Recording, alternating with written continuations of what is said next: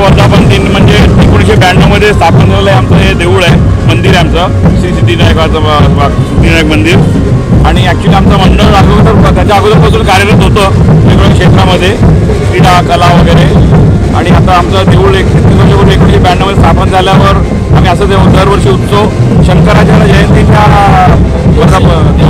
जयंतीनिमित्त त्या दिवशी आमचं हे झालं प्राणप्रतिष्ठा झालेलं होतं। मग उद्याचा दिवस आहे तो मुहूर्त, त्या दिवसाला धरून आदल्या दिवशी आणि त्याच्यानंतर एक दिवशी असा आमचा 3 दिवसाचा उत्सव असतो। त्या उत्सवाच्या व्यतिरिक्त आमचं जे काय आता कार्यक्रम आहे 3 दिवसाचं, त्याच्या व्यतिरिक्त आम्ही बाकी काय खूप काही आमचे सामाजिक कार्यक्रम चालू असतात आमचे। जसं झेंडावंदन आहे आणि त्या निमित्त झेंडावंदनाच्या निमित्ताने 15 ऑगस्ट 26 जानेवारीला आमचे वेगवेगळे कार्यक्रम असतात। व्याख्यानमाला असतो आमचा वार्षिक, वर्षातनं एकदा, तो खूप मोठा आणि ठाण्यामध्ये खूप नामांकित झालेलं आहे त्याचा व्याख्यानमालाचा।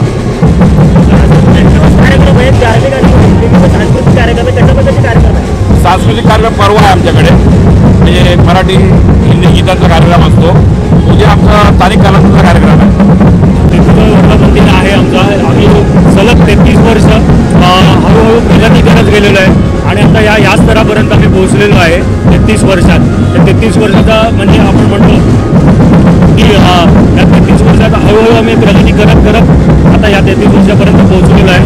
आणि आमच्या अनेक उपक्रम आम्ही या मंडळा थ्रू राबवतोय। काय सांगाल, वर्धापन दिन आहे, सिद्धिविनायक मंदिरचा पालखी सोहळा आज संपन्न होत आहे। हा खूप आनंदाचा क्षण असतो दरवर्षी आमच्या सगळ्यांकडे, पण या माध्यमातून आम्ही अनेक सामाजिक कार्य करत असतो।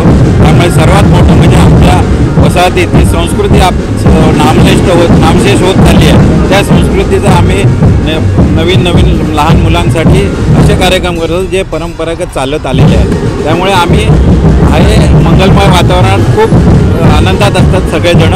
आणि ह्या मला महत्त्वाची गोष्ट, ह्या 3 दिवसात आमच्या वसाहतीत कोणत्याही प्रकारचं म्हणजे वेगळा पदार्थ केला जात नाही. नेहमी व्हेज पदार्थच आपल्या बोलणीत असतो.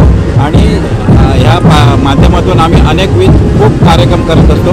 या कार्यक्रमातून सामाजिक आणि जसे सांस्कृतिक कार्यक्रम असतो. त्यामुळे आम्ही अशीच उत्तरोत्तर प्रगती करत जाणार आणि गणपतीच्या कृपेच्याच ह्याने शक्य होत आहे. गणपती बाप्पा!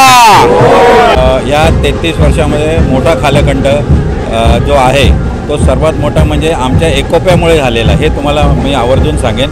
आमच्यात कुठलीही म्हणजे स्वतःहून सगळे कार्यकर्ते इथे कार्यरत असतात. सर्वात मोठं म्हणजे प्रत्येक सण हा आमचा खूप उत्साहाने साजरा केला होता. आता तुम्हाला उदाहरण सांगतो. 33 वर्षापूर्वी आमचे 16 बिल्डिंग आहेत. 16 बिल्डिंगच्या प्रत्येकाची होळी असायची, प्रत्येक बिल्डिंगची. पण आम्ही एकत्र येऊन आम्ही एकत्रित होळी करतो आणि एकत्रित सगळे सण साजरे करतो. कुठलाही सण असून दे, म्हणजे दहीकाला असून दे, नाहीतर नवरात्र असून दे, नाहीतर जे जे सण येतात ते सर्व सण आम्ही एकोप्याने साजरे करतो. आणि ह्याच्यामुळे एकोपा खूप वाढलेला आहे आमच्या ह्याच्यात. जी अजिबात आमच्यामुळे कुठलीही दुफळी नाही, दुही माजत नाही. सर्वजण आनंदाने येतात, सर्वांना घेऊन येतात. आणि या एकोप्यामुळेच आमचं जे मंडळ आहे ते पुढे चाललेलं आहे. या 33 वर्षात आम्ही असेच चालू राहणार आहेत. आणि हे फक्त बाप्पाच्या कृपेनेच होते. आणि बाप्पाच्या कृपेने तुम्हाला सांगतो, इथे प्रत्येक जण म्हणजे आम्ही 33 वर्षापूर्वी आम्ही जेव्हा नोकरीला नव्हतो तर प्रत्येक जण प्रत्येक चांगल्या ठिकाणी आहे, ती ही त्याचीच कृपा आहे. तर मी म्हणेन की अशीच सर्व मंडळांनी असेच प्रयत्न करावेत आणि सामाजिक भान ठेवून आणि एकात्मतेचं भान ठेवून पुढे कार्य करावं. जिल्हा मंडळ आहे, त्यामध्ये कला आणि क्रीडा ह्याचा नेहमी संगम असतो. आणि यावर्षी आम्ही खूप नवीन प्रकारचे जे खेळ होते ते आम्ही याच्यामध्ये समाविष्ट केलेले होते. त्यामुळे भरपूर भाविकांना मला त्याचा प्रतिसाद दिला. आणि आमच्यावेळी आमचं 33 वर्ष असेच आमची पुढची वाटचाल आमची अशी चांगली राहणार आहे. इकडे एक सांगू इच्छितो मी की उद्या आमच्याकडे महाप्रसाद आहे. त्या महाप्रसादाचा जो धान्य येतो आमच्याकडे शिदा म्हणून, जे काय त्याचं उरतं, गेले कित्येक वर्ष आम्ही ते धान्य उत्सव झाल्यावर आम्ही वृद्धाश्रम, महिला आश्रम, अनाथाश्रम असं तिकडे जाऊन आम्ही स्वतःहून देतो. आणि त्याच्यावर आम्ही थोडंसं देणगी देऊन आम्ही त्यांना मदत करतो. हे दरवर्षी आमचं गेले काही खूप वर्ष चाललेत आमचे.